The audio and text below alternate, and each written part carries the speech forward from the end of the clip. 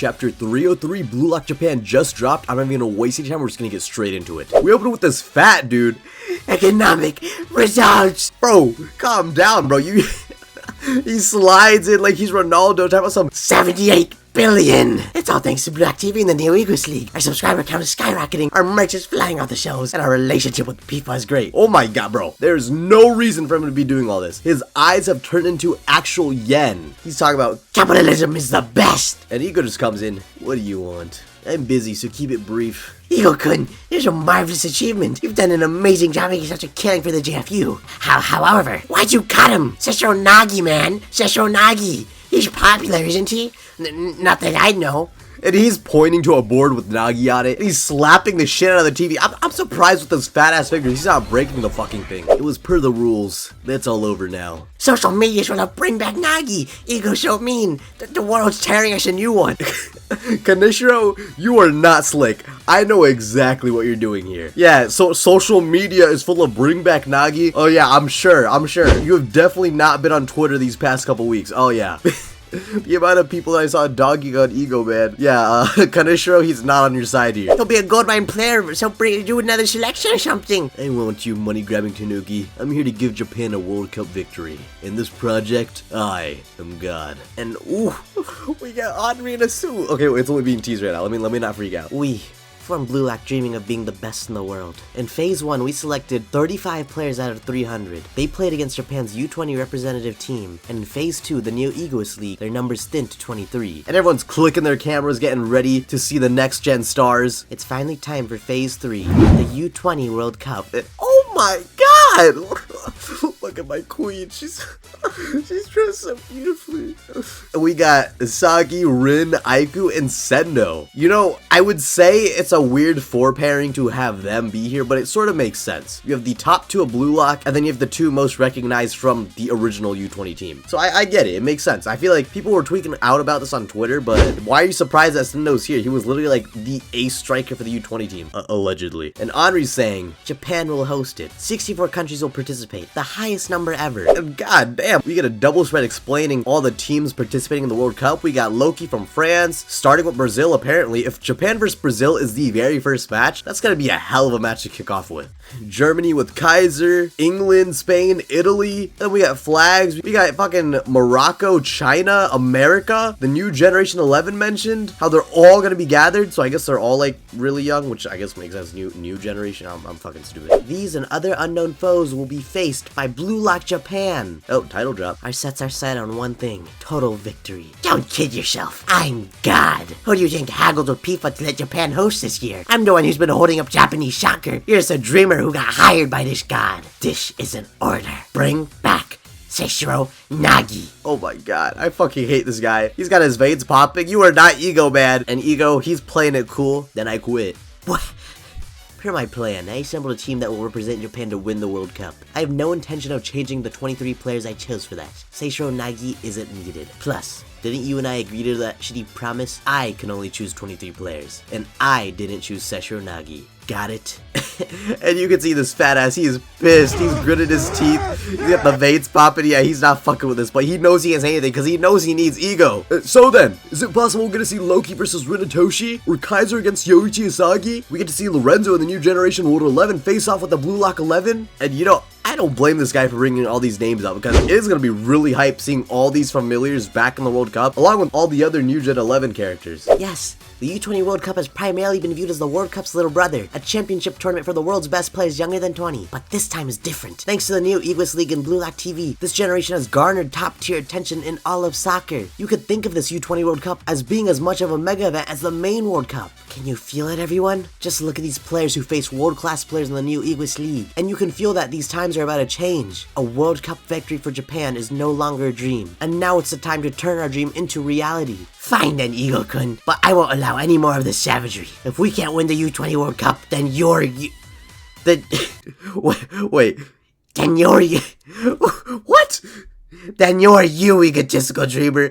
Okay, wait. No. He totally meant to say, then you're fired, you egotistical dreamer. I think this is the first time I've seen a typo from the official scans. I'm just gonna assume it says you're fired. Then you're fired, you egotistical dreamer. Yeah, that was the plan all along. I'll win us the U20 World Cup, and then I'll make Japan the center of the soccer world. Ha! If you do, then I'll make it the best business asset in the world. And finally, representing Blue Lock, we'll have a word from Yoichi Asagi. We see my glorious king slowly walking up to the mic all nonchalant. We will win.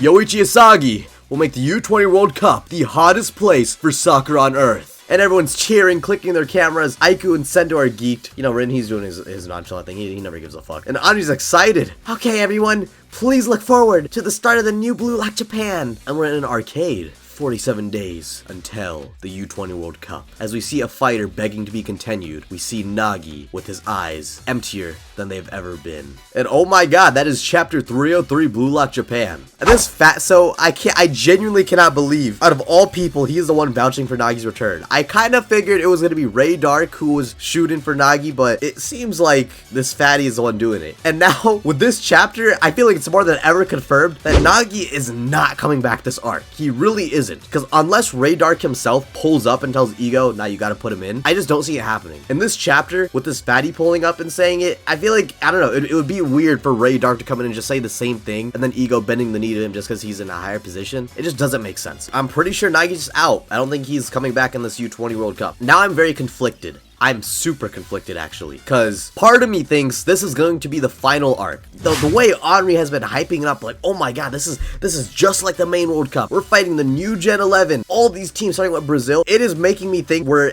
heading into final arc territory. But then we get Nagi screen time. And it's like, well, yeah, he's gone here. So what the fuck is gonna happen? Nagi can't obviously just be gone forever. Like, he's definitely gonna come back at some point, because we're still getting screen time of Nagi so many chapters after he got eliminated. So what is happening? Part of me thinks is that he joins his club and he becomes a really well-recognized player, and then he hops in the real World Cup. Well, then that would mean that Blue Lock would probably have to lose this World Cup in order to make the next World Cup feel like a redemption arc for them. It's very hard to say. It's very hard to say. I'm not sure exactly what'll happen. My highlights for this chapter, definitely Ego standing up to this fat ass, because oh my god, that felt so satisfying. Going back to what this fat ass was saying about how social media is going to bring back Nagi and Ego's so mean. Ego saying like, yeah, we're not bringing back Nagi. It felt like he was looking exactly at these Twitter people and he was telling them, yeah, fuck you. I'm not backpedaling. We're not bringing Nagi back for this arc. You can sit the fuck down. You can drop the manga or you can get the fuck out. I'm just such a sucker for that attitude. I'm so glad there was no backpedaling involved with Nagi's elimination. At least not for this arc. If he can come back next arc, I'm sure that'll be a lot more satisfying. But I'm just really glad that he's actually out temporarily for one of the biggest arcs of the series, just like how Kunigami was eliminated for the U20 match. So it still felt a bit gratifying when he came back. Oh, you missed one of the biggest matches. It did kind of feel like you died for a bit. So it does feel kind of justified that you're back now. I feel like it's going to be a similar case with Nagi. I don't think Nagi's going to get a wild card by any means. It's just going to feel satisfying in the same type of way, if that makes sense. And then we get the mention of the new Gen World 11. I'm not sure if all these flags are actually representing where the new Gen 11s come from, because on Twitter, someone made a tweet, like a leaker made a tweet saying this is where the new Gen 11 comes from, all these countries like Brazil, Spain, China, America, Morocco, but it just looks like these are the flags being shown on the double spread. It doesn't necessarily say these are the new Gen World 11. Maybe the new Gen World 11 are different. I don't know. I just wouldn't take what this leaker says here specifically to heart, and especially because we have all these outlines of the new Gen World 11, and we already know what some of them look like, and clearly it's not really being shown here. Kanisho is really trying to keep on the down low, so I don't know. I just find it really suspicious to think that he would just randomly put in all their flags here. Yeah, I just don't think these specific countries are the World 11. Could some of them be it? Yeah, sure, I'm not doubting that, but I just don't think all of them are meant to represent this. But hey, I could be wrong because there are 1, 2, 3, 4, 5, 6, 7, 8, 9, 10, 11. There are 11 flags on the screen, so very well could be the World 11. I don't think it is, but you know, let's see. As for where the manga goes from here, we have 47 days until the U20 World Cup. Do we really just time skip there? Like, damn, I don't know. That's fucking crazy to me. I think, do we really just time skip there? Because I think the longest time skip we had was like a 2-week time skip, and that was from the third selection to the U20 match, I think. And the story just said they were like doing a little training that we didn't have to see, which made sense. But hey, I don't know. I feel like we could sneak in one more like decent match before this arc starts. But hey, if we just kick off the U20 World Cup in the next couple chapters, I'm not gonna be complaining. You're not gonna see me complaining. Oh man, I can't believe they left it a fucking typo on the official scans. They better fix that in a couple days or something. But yeah, I think that's all I have for this chapter. Remember, if you enjoyed the video, to like, comment, subscribe. It helps me a ton because the majority of you aren't subscribed, and god, it would mean the world to me if you stuck around for this journey as I review every single chapter. And hey, I even have a bonus video coming up soon that is very long. Here's a little sneak peek and a little yeah, if you caught it, you caught it. But that's all I have for you for now. I'll see you the next time. Peace.